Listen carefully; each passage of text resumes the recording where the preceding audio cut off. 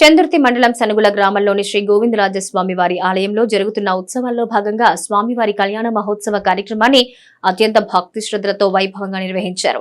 ఈ సందర్భంగా కళ్యాణానికి హాజరైన ప్రభుత్వ విప్ ఆది శ్రీనివాస్ స్వామివారికి పట్టు వస్త్రాలు, ముత్యాల తలంబరాలను సమర్పించారు. అనంతరం ఆయనకు ఆలయ అర్చకులు, కమిటీ సభ్యులు స్వామివారి ప్రసాదాలు అందజేసి ఆశీర్వదించారు.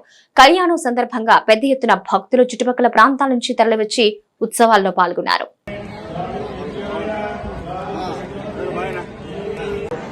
చూస్తున్నటువంటి ఈ ఆలయ ప్రాంగణాన్ని సనుగుల వాస్తవ్యులు శ్రీ ఇలాగే మరిన్ని ఉన్నత పనులు స్వామివారి ఆశీస్సులతో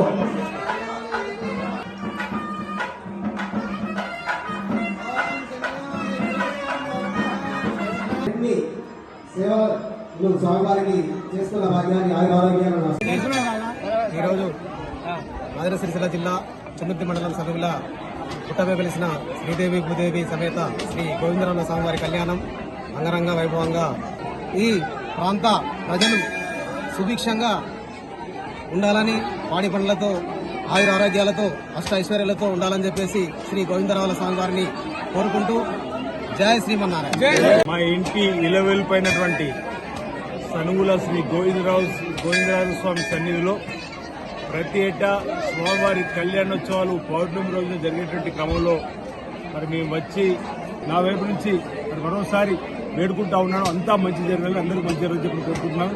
అందరికీ శ్రీ గోవిందరాజ స్వామివారి కళ్యాణోత్సవం సందర్భంగా శుభాకాంక్షలు తెలియజేస్తా ఉన్నాను.